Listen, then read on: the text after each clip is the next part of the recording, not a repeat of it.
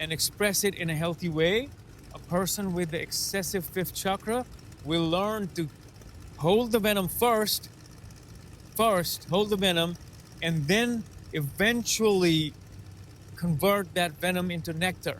You are bringing your attention into the throat chakra and allowing your throat chakra to expand.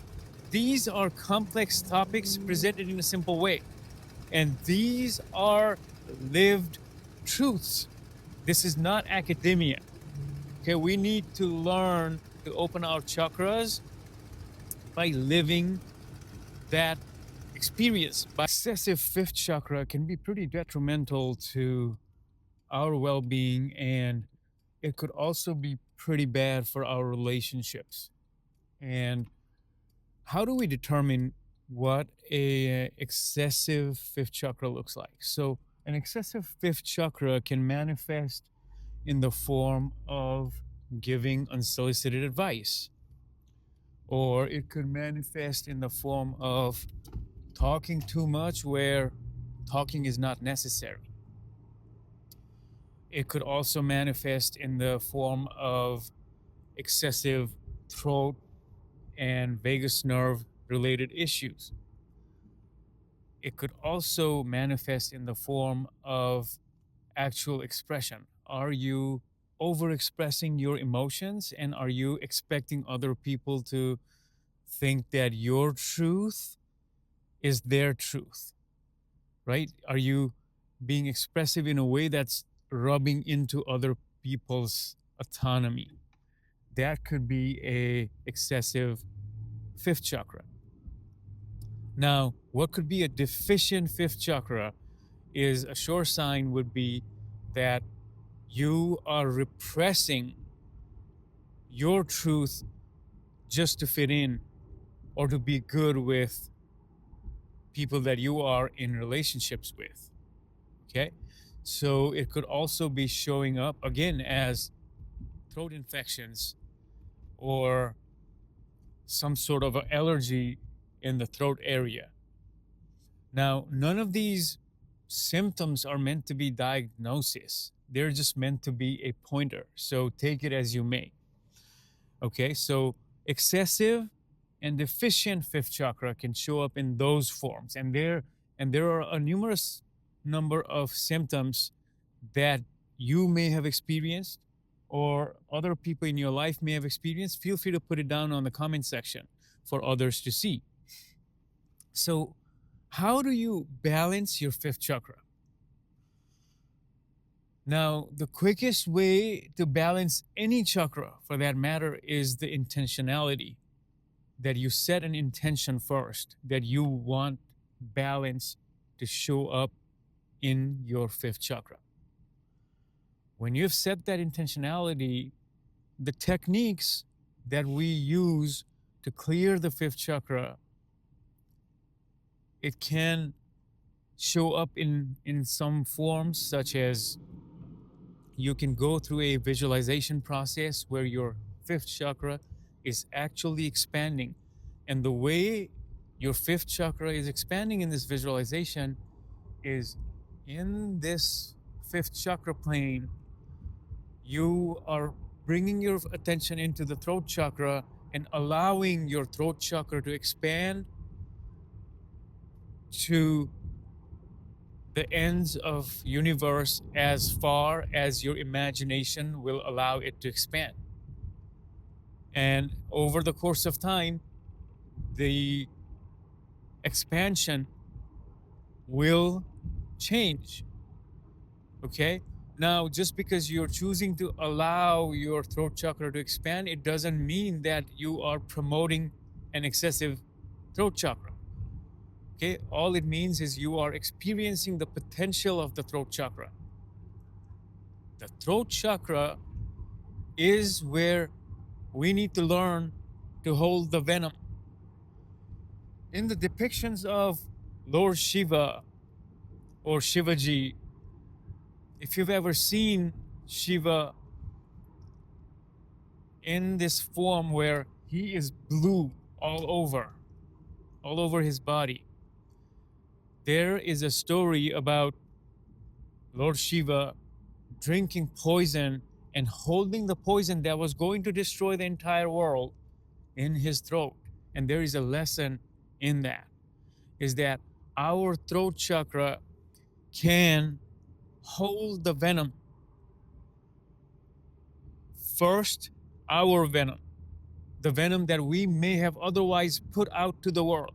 That's the lesson, is to hold your venom right here before it spills over and manifests into the world. Because once you express it, once you express the venom, especially if we're frustrated, angry, hurt, and we've expressed the venom, now that venom starts to impact others. And when something impacts others, chances are we are creating a karmic connection, and it may not eventually be good for our own well being. So, holding our venom is something that we should learn when we're speaking of the fifth chakra and coming into balance. So, let's say you are excessive and you hold your instead of holding your venom, you are in your natural tendency is to spill it out, express the venom outwardly. Instead of that, when we have set the intention to balance the fifth chakra and we've been doing these meditations and chanting is another form of balancing the fifth chakra. And the simplest form of chanting is the sound. So every morning, wake up, focus your attention on the fifth chakra, allow this awareness to expand as far as it is willing to go at that moment, and then utter the sound of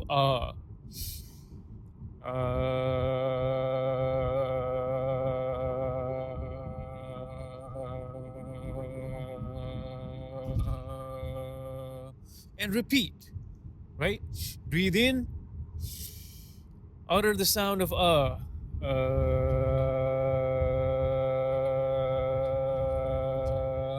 okay, so over the course of time, your fifth chakra will start to come to balance. And as you are doing this, as you're being intentional about balancing your fifth chakra, now what you are doing is you are also allowing yourself to hold the poison, stuff that when you say it, it may impact others in a negative way. And if your fifth chakra has been repressed over the course of time, you can also hold venom. And the way you hold venom then is you hold that venom against yourself, because you are not expressing your truth because you want to keep the peace, or because you don't want to seem rude, or you want to seem classy, or whatever the case may be. Okay, so a repressed fifth chakra is working against us because that's the venom we hold against ourselves. So what do we do to bring a repressed fifth chakra to balance? Again, the same exercises. Visualization, where you are expanding your fifth chakra to as far away as your consciousness allows you to expand your fifth chakra in meditation, in visualization. Also, you are using the same sound as a mantra to utter every morning for about 5 minutes. You have set the intentionality to bring your chakra into balance. In terms of holding the venom, now you learn to express yourself without going to the other side, without making that whatever you are going to express necessarily rubbing the other person the wrong way. So you learn communication in a way that will get you heard, but not necessarily in an abrasive manner. So it's the same thing basically as an excessive fifth chakra. A repressed fifth chakra, the only difference there would be is that a person with repressed fifth chakra will learn to transform that venom and express it in a healthy way, a person with the excessive fifth chakra will learn to hold the venom first, hold the venom, and then eventually convert that venom into nectar. That's the truth of how you bring these chakras to balance. Now, if this is the first time you're hearing this concept, or if you're not familiar with the lingo that I am using in this video, feel free to comment on the comment section, ask me questions, and we can have a dialogue about what it is that you're not understanding, okay? Because these are complex topics presented in a simple way. And these are lived truths. That's all I'm here to say today. The traffic is building up, and I better pay attention to this, whatever's going on here. So I'll let you go. This is Coach KP. Peace.